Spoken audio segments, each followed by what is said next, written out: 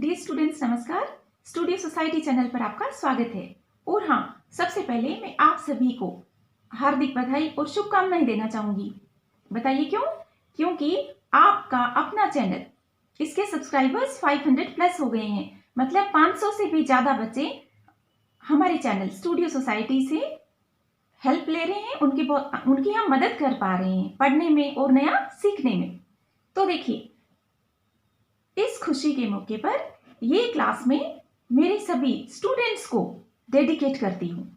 और हाँ, एक बात मैं और कहना चाहती हूँ कि आप इसी तरह से आपके अपने चैनल को लाइक कीजिए, सब्सक्राइब कीजिए और अपने दोस्तों के साथ, फैमिली के साथ शेयर कीजिए, ताकि हम ज़्यादा से ज़्यादा बच्चों तक पहुँच सकें, ज़्यादा उनकी लर्निंग में हम मदद कर सकें और हम यूट्यूब चैनल से आपको लाइव क्लासेस भी आपकी ले पाएं, आपको लाइव पढ़ा पाएं, आप कनेक्ट हो सकते हैं फिर आपके अपने चैनल से।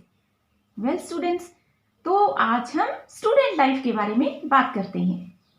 देखिए बच्चों, स्कूल के बाद आपको एक बहुत उत्साह होता है कि हम कॉलेज में जाएंगे, लेकिन कोविड-19 की वजह से आप कैंपस में रेगुलर नहीं आ पा रहे हैं। तो आपके लिए एक और खुशखबरी। और हाँ, दूसरी खुशी की बात यह है कि कोविड की वैक्सीन भी आ गई है और बहुत कंट्रोल में है ये डिजीज। और राजस्थान सरकार ने एक आदेश भी निकाल दिया है कि सभी स्टूडेंट्स अब कैंपस में आ सकते हैं, इंक्लूडिंग हमारे फर्स्ट ईयर के स्टूडेंट्स। तो स्टूडेंट्स, आपकी कॉलेज लाइफ आपके लिए बहुत अच्छी रहे, आप नया सीखें, आप अपने गुरुजनों और आपके जो बैचमेट्स हैं उनसे लर्न करें और टीम स्पिरिट के साथ आप काम करें, अपनी पर्सनैलिटी को डेवलप करें और आप अपने ड्रीम्स को पूरा कर पाएं। ओके, तो इसी कड़ी में मैं आज आपसे कैंपस में एटिकेट्स के बारे में बात करूंगी। देखिए, कई बार आपने अपने टीचर से या फिर मतलब आपने डांट खाई होगी कि तमीज से बोलिए, ठीक से बात कीजिए, राइट? तो मुझे लगा कि आपको मैं कुछ बेसिक एटिकेट्स बता देती हूँ। बाकी तो देखिए, life is a learning process. आप जैसे कॉलेज में आएंगे तो आए दिन आप अपने टीचर्स से और किसी से भी आप सीख सकते हैं। अच्छी बातें हमें सीखनी चाहिए, कहीं भी मौका मिले वहीं से।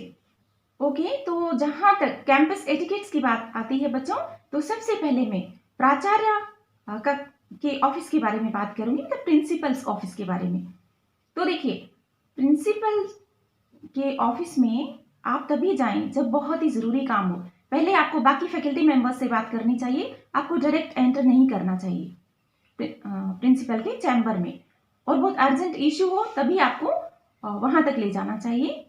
और जब आप अपने प्रिंसिपल के ऑफिस में जाते हैं तो आप पूछ कर जाइए, मे आई कम इन आप कह सकते हैं, हिंदी में आप पूछ सकते हैं कि क्या मैं अंदर आ सकता हूँ।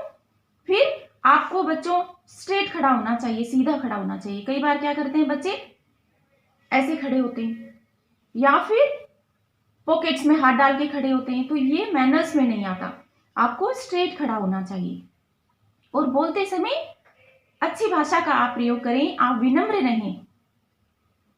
क्योंकि देखिए, भारतीय संस्कृति में तो बड़ों का सम्मान करना बहुत ही इंपॉर्टेंट है। कल को आप जॉब में जाएंगे तो ये चीजें आपको अभी से सीखनी चाहिए कि ऑफिस मैनर्स क्या होते हैं।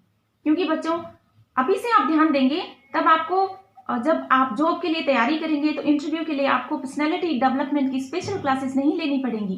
क्योंकि पर्सनैलिटी देखिए, ओवरनाइट तो डेवलप होती नहीं, एक दिन में आप नहीं सीख सकते। ये एक ग्रेजुअल प्रोसेस है, धीरे धीरे ही आपके व्यक्तित्व का विकास हो सकता है। तो क्यों नहीं आज से ही हम इस दिशा में प्रयास करें।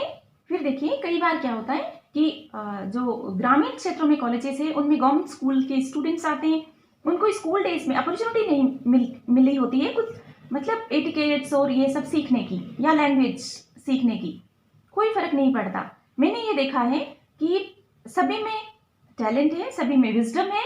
बात है तो ये है कि बच्चों को बताया नहीं गया है वक्त पर। तो देखिए स्टूडेंट्स, सीखने का कोई भी राइट टाइम नहीं होता, सीखने की कोई एज नहीं होती, आप कभी भी सीख सकते हैं। तो आप अभी से सीखिए, आप अपने रोल मॉडल्स बनाइए। ये रोल मॉडल आपका कोई टीचर हो सकता है, आपके सीनियर्स हो सकते हैं, आपके बैचमेट्स भी हो सकते हैं, आपके प्रिंसिपल आपके रोल मॉडल हो सकते हैं।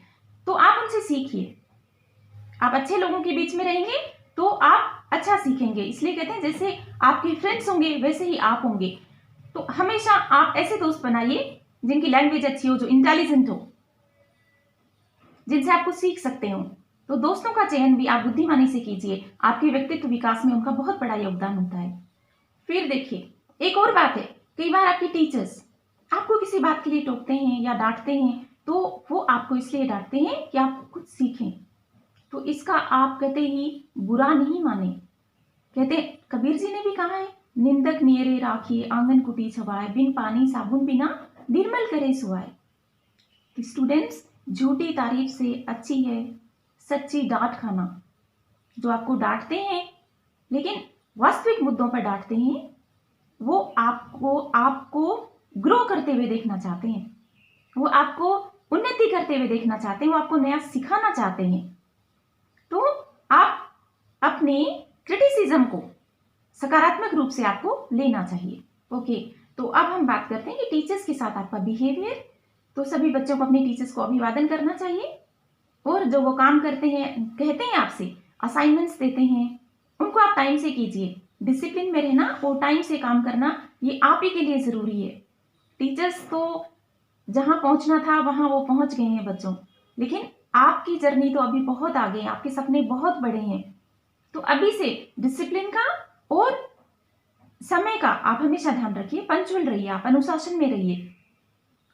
कितनी बार तो मैंने ये देखा है कि बच्चे मेरे से पेन लेते हैं, वो लौटाना भी भूल जाते हैं। It's all right. मैं कहना ये चाह रही हूँ कि आप कैंपस में अपने पेन, पेंसिल, रबड़ जैसे इरेजर कहें, आपकी किताबें, आपकी नोटबुक हमेशा लेकर आना चाहिए।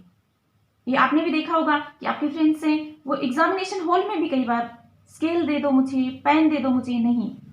ये आप अभी से इंश्योर करिए कि यही आपके हथियार। देखिए, परीक्षा युद्ध है आपके लिए, तो ये सब आपके वेपन्स है। तो आपके वेपन्स को तो आप तैयार रखिए।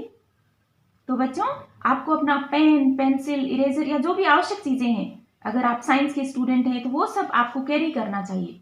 अगर किसी से वंस इन ए व्हाइल आप भूल सकते हैं, पर अगर आप किसी की कोई वस्तु लेते हैं तो विद थैंक्स उसे वापस लौटाइए। देखिए, थैंक्स कहना भी हमें आना चाहिए, धन्यवाद कहना, और ग्रेटिट्यूड रखना, कृतज्ञता रखना अपने शिक्षकों के प्रति, अपने जिनसे आपको फील होता है कि उन्होंने आपकी कोई भी मदद की हो किसी भी समय, तो यू शुड बी ग्रेटफुल।